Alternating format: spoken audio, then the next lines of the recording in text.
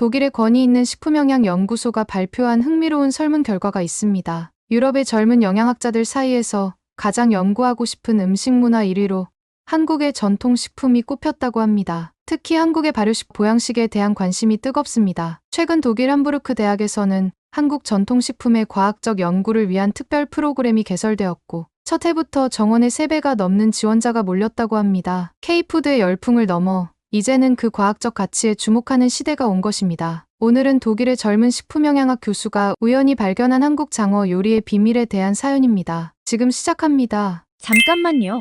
1초면 가능한 좋아요 버튼을 눌러주시면 영상 제작에 큰 힘이 됩니다. 저는 독일 함부르크 대학교의 식품영양학과 교수 헬가 슈타이너입니다. 32살의 나이로 최연소 교수가 되었다는 것이 자랑스러웠지만 한편으로는 늘 뭔가 부족하다는 느낌을 지울 수 없었어요. 영양학이라는 학문이 점점 매너리즘에 빠져들고 있다는 생각이 들었거든요. 함부르크는 유럽에서도 손꼽히는 항구 도시입니다. 엘베강을 따라 늘어선 붉은 벽돌 창고들과 현대식 건물들이 조화를 이루는 아름다운 도시죠. 저는 이곳에서 태어나 자랐고 대학원까지 졸업한 뒤 모교에서 교수가 되었답니다. 제 전공은 식품의 영양소 흡수율 연구였어요. 같은 재료라도 조리 방법에 따라 우리 몸이 흡수하는 영양소의 양이 달라진다는 점에 주목했죠. 하지만 3년째 비슷한 연구만 반복하다 보니 슬슬 한계가 느껴지기 시작했어요. 새로운 돌파구가 필요했습니다. 변화는 예상치 못한 순간에 찾아왔어요. 대학 근처 골목에 있는 작은 카페가 제 단골이었는데 어느 날 그 옆에 한국 식당이 문을 열었더군요. 평소 아시아 음식에는 큰 관심이 없었지만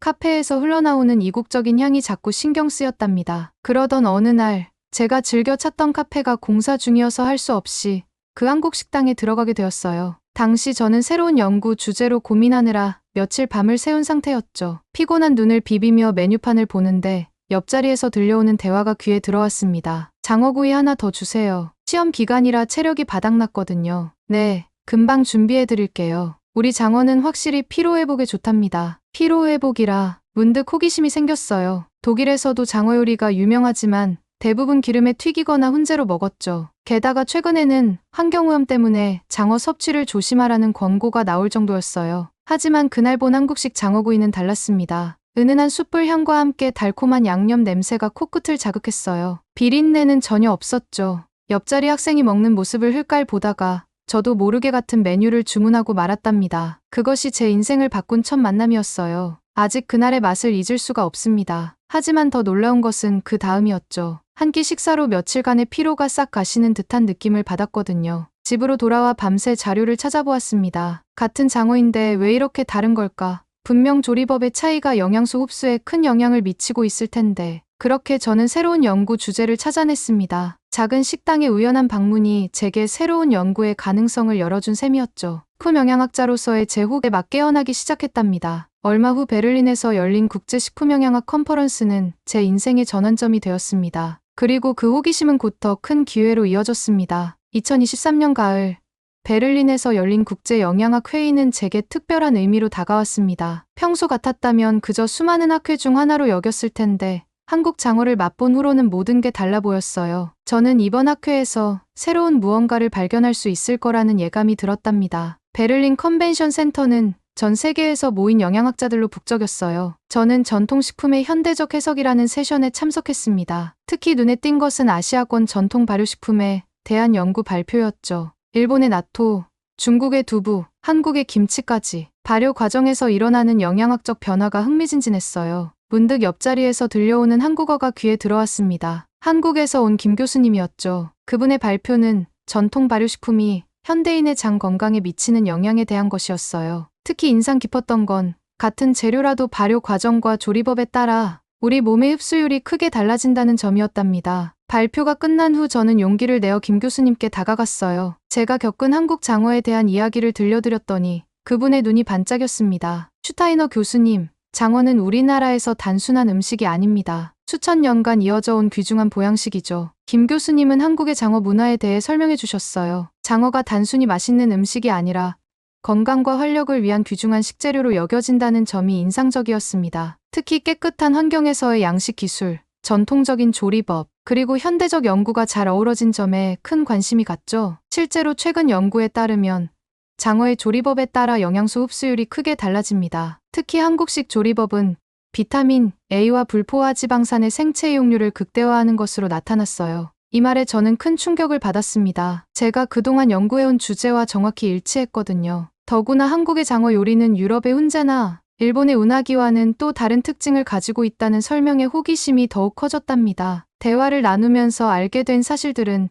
제 연구에 새로운 관점을 제시해 주었어요. 전통 지식과 현대 과학의 만남, 그리고 문화적 맥락 속에서 식품을 바라보는 시각, 이런 것들이 제게는 신선한 충격이었죠. 그 중에서도 그날 저녁 나눈 장어 요리에 대한 이야기가 특히 인상 깊었습니다. 김 교수님과의 대화는 밤늦게까지 이어졌습니다. 전 세계가 장어를 먹지만 한국의 장어 문화는 특별합니다. 계속해서 김 교수님의 설명이 이어졌어요. 우리는 장어를 단순한 식재료가 아닌 귀중한 보양식으로 여깁니다. 소금구이, 양념구이, 탕 등 다양한 조리법도 모두 이런 관점에서 발전해왔죠. 그런데 이 대화에 끼어든 사람이 있었어요. 제 오랜 동료인 게르트 클라인이었죠. 보양식이라고요. 그건 그저 문화적 미신 아닌가요? 현대과학은 이미 인공적으로 완벽한 영양분을 만들어내고 있습니다. 김 교수님은 미소를 지으며 차분히 대답하셨습니다. 클라인 박사님, 한국의 장어 양식은 최첨단 기술과 전통이 조화를 이룬 결과물입니다. 깨끗한 환경에서 과학적으로 관리되는 양식장, 최적의 영양분 흡수를 위해 대대로 연구된 조리법, 이런 것들이 모여 독특한 가치를 만들어내죠. 그 말을 듣는 순간 제 머릿속에서 퍼즐 조각이 맞춰지는 듯했어요. 제가 함부르크의 식당에서 경험했던 그 특별한 효과는 단순한 우연이 아니었던 거죠. 수천 년간 이어져 온 지혜와 현대 기술의 만남이 만들어낸 결과물이었답니다. 현대 과학으로 증명할 수 있다면 아주 흥미로운 연구가 될 텐데요. 김 교수님의 말씀에 저는 큰 가능성을 보았습니다. 전통적 지혜와 현대 과학의 만남, 그것이야말로 제가 찾던 새로운 연구 방향이었으니까요. 하지만 게르트의 반응은 차가웠어요. 전통이라는 이름으로 포장된 비과학적 접근은 경계해야 합니다. 우리는 실험실에서 만들어진 검증된 데이터만을 믿어야 하죠. 그의 말에 저는 오히려 확신이 들었습니다. 전통과 과학은 결코 대립되는 개념이 아니었어요. 오히려 서로를 보완하고 새로운 가치를 만들어낼 수 있는 존재라는 걸 한국의 장어 문화가 증명하고 있었으니까요. 그날 밤 호텔로 돌아와 저는 한국 장어에 대한 자료를 찾아보았습니다. 체력 보충과 건강 증진을 위한 전통식품이라는 점, 현대적 양식 기술로 건강하게 길러진다는 점, 그리고 다양한 조리법을 통해 최적의 영양 흡수를 추구한다는 점, 이 모든 것이 제 연구자적 호기심을 자극했어요. 베를린의 밤하늘을 바라보며 저는 결심했습니다. 이제는 제가 직접 한국에 가서 이 모든 것을 연구해봐야겠다고 말이에요. 그 결심을 실현하기 위한 첫 단계로 독일 연구재단에 연구 지원을 신청하기로 했습니다. 독일 연구재단에 제출할 연구 제안서를 완성하는 데 꼬박 한 달이 걸렸습니다. 전통 조리법이 영양소 흡수에 미치는 영향, 한국 장어 요리를 중심으로 하는 제목의 이 연구는 제게 새로운 도전이었어요. 특히 예비 실험 데이터를 얻기 위해 한국 식당의 장어 요리를 직접 분석하면서 더욱 흥미로운 사실들을 발견했답니다. 하지만 연구재단과의 사전 협의에서부터 암초가 드러났어요. 전통식품 연구라 담당자의 목소리에는 이미 거절의 뉘앙스가 묻어 있었죠. 슈타이너 교수님, 요즘은 대체육이나 인공 단백질 같은 미래 식품 연구가 트렌드입니다. 특히 베를린의 한 스타트업이 균사체를 이용한 비건 생선을 개발 중이라는 소식도 들으셨을 텐데요. 함부르크 대학 연구위원회의 반응은 더 차가웠습니다. 매달 열리는 정기회의에서 제 연구 계획이 논의되던 날, 저는 처음으로 학계의 높은 벽을 실감했어요. 장어라는 식재료 자체가 문제입니다. 환경생물학과의 밀러 교수가 지적했어요.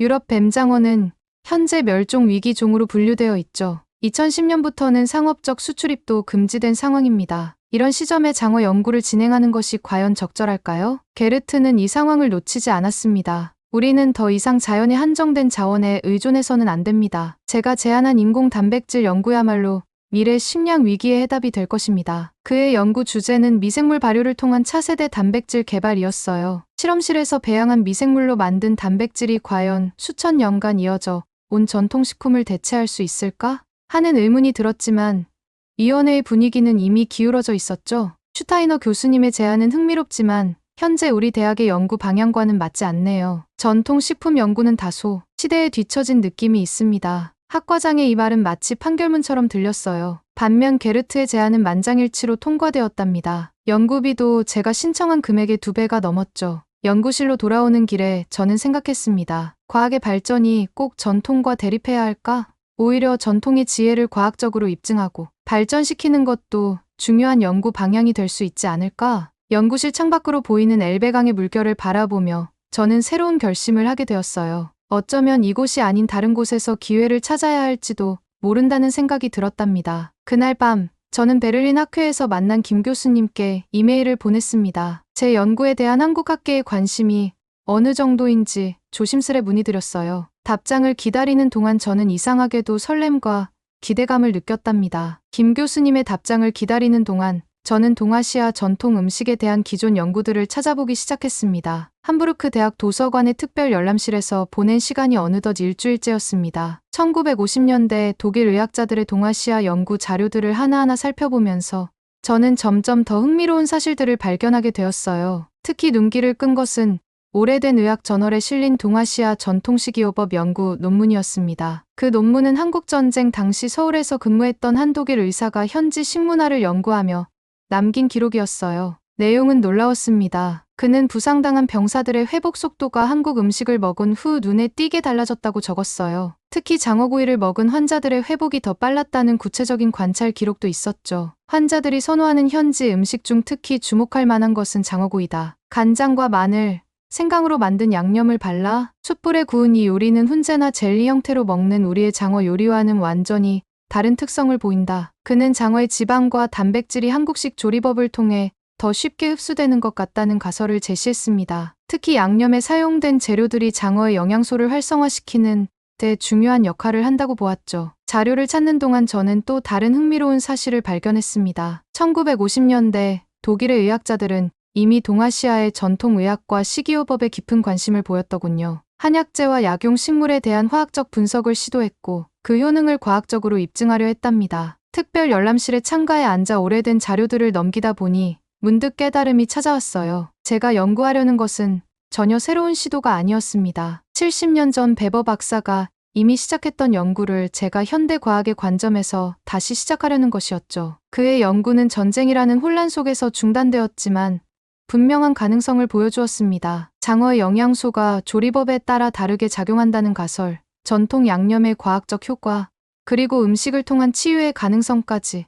이 모든 것이 제 연구의 토대가 될 수 있었어요. 도서관을 나서는 길에 저는 결심했습니다. 이제는 제가 이 연구를 이어받아 완성해야 할 때라고 말이에요. 그 연구 내용은 제게 새로운 영감과 용기를 주었답니다. 새로운 결심을 안고 서둘러 실험실로 향했습니다. 당장 그 연구 방법론을 제 실험에 적용해보고 싶었거든요. 하지만 도착하자마자 예상치 못한 상황과 마주쳤습니다. 연구실로 돌아왔을 때 처음엔 제가 착각하는 건가 싶었어요. 어제까지 정리해두었던 실험 데이터 파일이 미묘하게 달라져 있었거든요. 숫자 몇 개가 바뀌어 있었고 결과 해석이 곤란할 정도로 데이터가 흐트러져 있었답니다. 우연이라고 생각하기엔 너무나 의심스러웠어요. 중앙 서버에 저장된 제 연구 데이터는 연구팀 구성원만 접근할 수 있었고 모든 접속 기록이 남게 되어 있었거든요. IT 부서에 문의해보니 어젯밤 누군가 제 계정으로 접속한 기록이 있었다고 하더군요. 그 즈음 슈피겔지의 게르트의 인터뷰 기사가 실렸습니다. 미래의 식탁에는 전통식품이 설 자리가 없습니다. 우리는 더 이상 불확실한 자연식품에 의존할 수 없어요. 과학적으로 설계된 인공 단백질이야말로 인류의 미래입니다. 기사는 이어졌어요. 일부 연구자들은 아직도 전통식품의 가치를 연구하고 있지만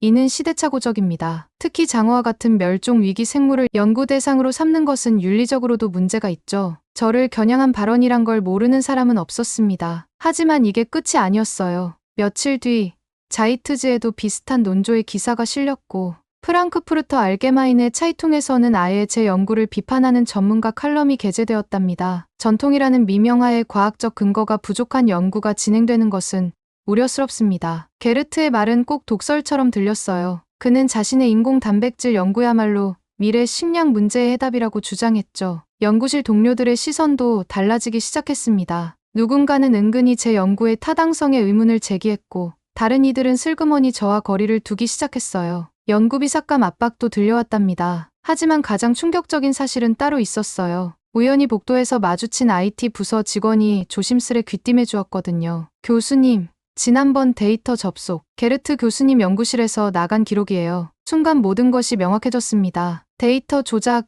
언론 플레이, 그리고 동료들의 태도 변화까지. 이 모든 것이 계획적이었던 거죠. 하지만 저는 이미 결심을 한 뒤였어요. 이제는 제가 직접 한국으로 가서 진실을 밝혀야 할 때였습니다. 더 이상 이곳에서 소모적인 싸움을 할 필요는 없었어요. 그날 저녁, 저는 조용히 사직서를 작성했습니다. 김 교수님의 답장을 기다리는 동안 제 마음은 이상하리만치 평온했어요. 일주일 후 연구실 세미나에서 그동안의 연구 결과를 발표하기로 했습니다. 사실 이것이 이곳에서의 마지막 발표가 될 거라는 걸 아는 건 저뿐이었죠. 연구 발표장은 예상보다 많은 청중으로 가득 찼습니다. 제가 독일을 떠난다는 소식이 알려지자 평소보다 훨씬 많은 동료들이 참석했나 봐요. 어쩌면 게르트의 영향력으로 모인 사람들도 있었겠죠. 발표는 1950년대 연구 자료로 시작했습니다. 70년 전 한국전쟁의 혼란 속에서도 그는 한국 음식의 가치를 과학적으로 기록하려 했다는 점을 강조했어요. 그리고 제가 발견한 새로운 분석 결과도 덧붙였죠. 장어의 영양소 흡수율은 조리법에 따라 최대 40%까지 차이가 납니다. 특히 한국의 전통 조리법은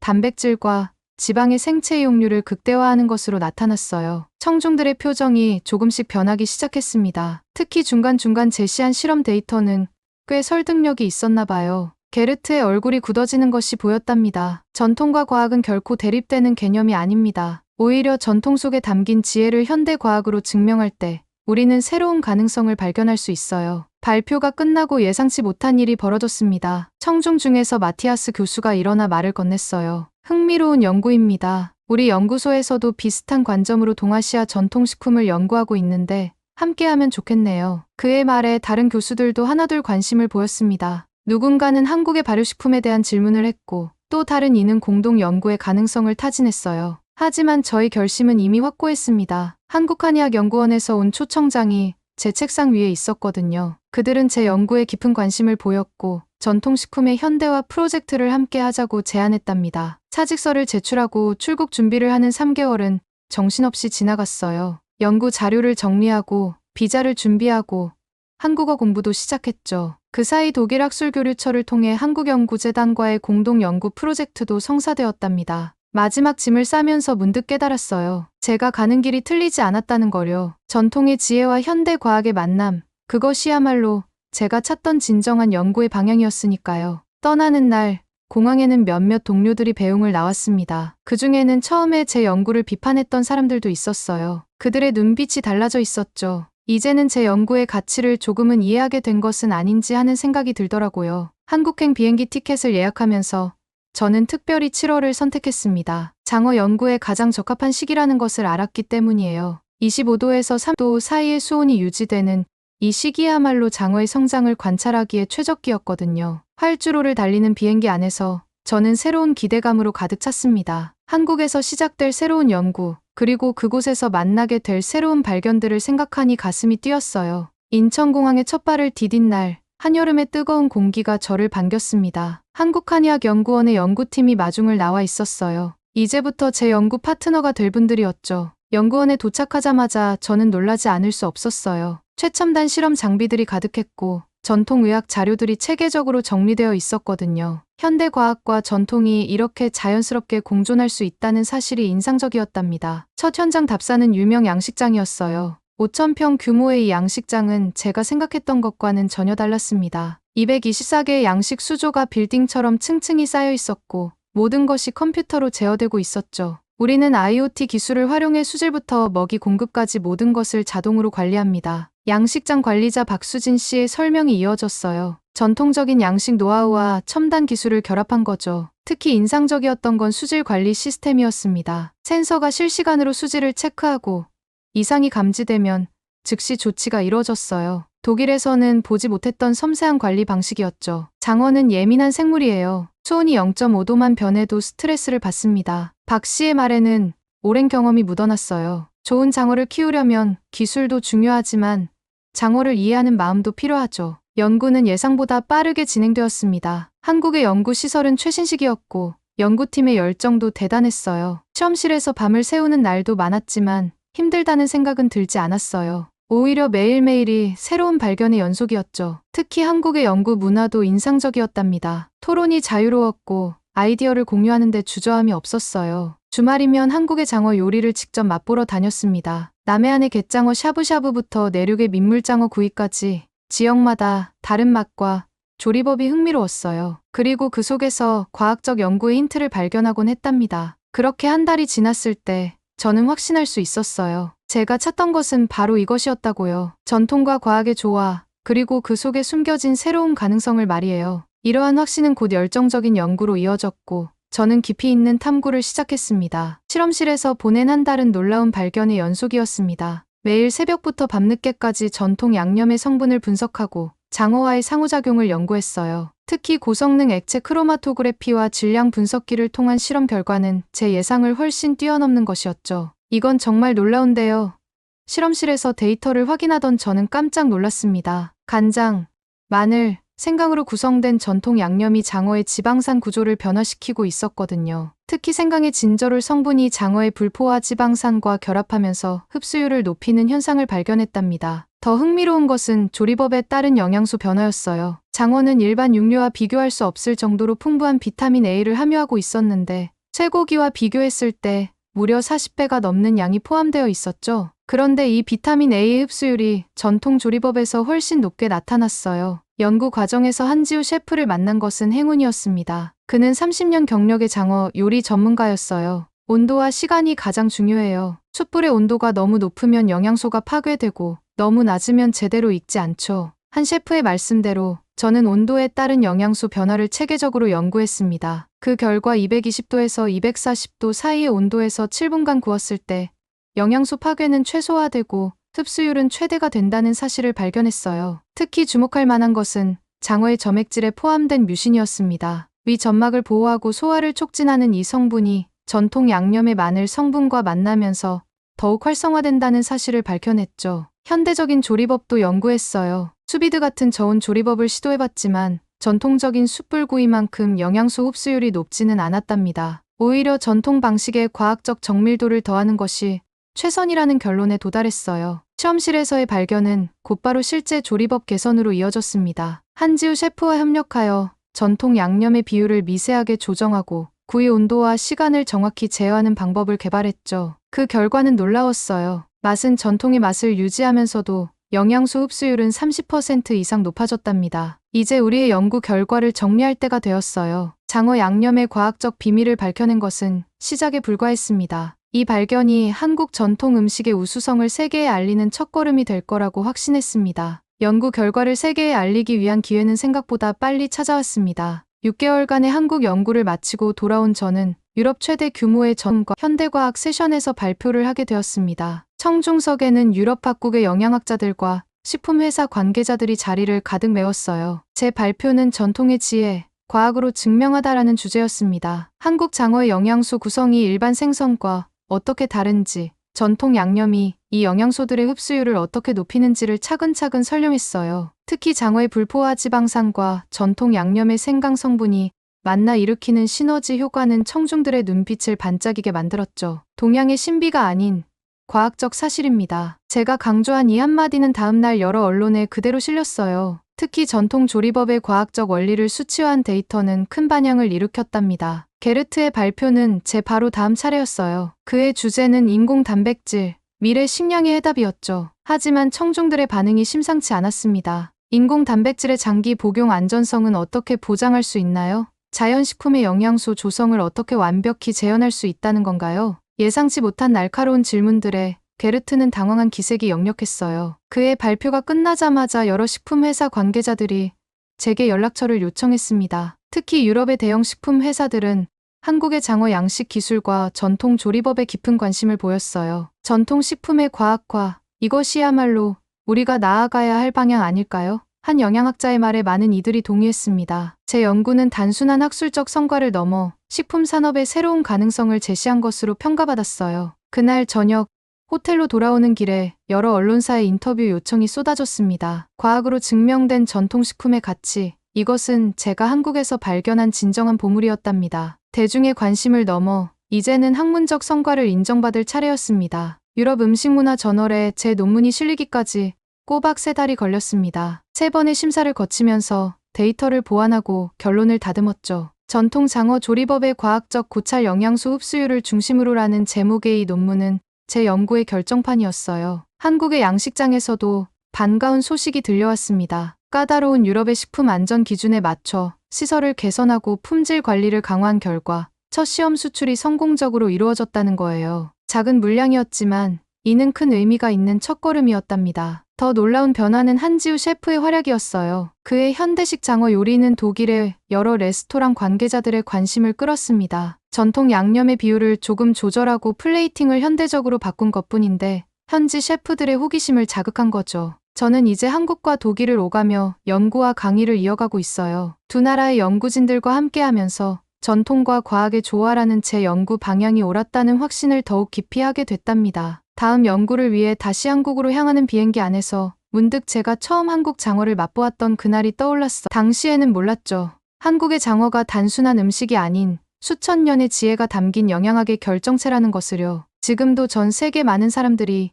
인공식품과 새로운 단백질 공급원을 찾고 있습니다. 하지만 제가 발견한 것은 우리가 찾는 해답이 이미 전통 속에 있다는 사실이에요. 한국의 장어 요리야말로 그 완벽한 증거죠. 최적의 영양소 구성, 과학적으로 입증된 조리법, 그리고 현대 양식 기술과의 조화. 이 모든 것이 한국 장어에는 이미 담겨 있었답니다. 이제는 자신 있게 말할 수 있어요. 미래의 식품을 찾아 헤매는 우리에게 필요한 것은 어쩌면 과거를 새롭게 바라보는 시선이 아닐까요? 한국의 장어가 그것을 완벽하게 보여주고 있으니까요. 오늘 사연 어떻게 들으셨나요? 한국의 장어 요리가 맛있을 뿐만 아니라 과학적으로도 우수한 가치를 지닌 전통의 지혜라는 점이 특히 인상적이었습니다. 한국의 전통 음식에는 이처럼 우리가 미처 발견하지 못한 가치가 숨어 있을 것 같은데요. 여러분은 외국인들에게 꼭 알리고 싶은 우리의 건강식이 있다면 무엇인가요? 댓글로 여러분의 생각을 들려주세요. 감동뭉클에서는 여러분의 소중한 마음을 모아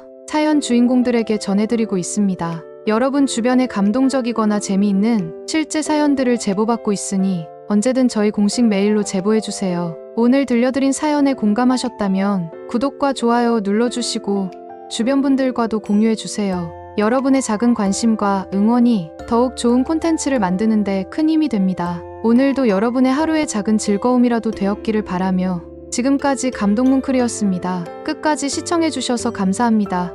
다음에 더 감동적인 사연으로 찾아뵙겠습니다.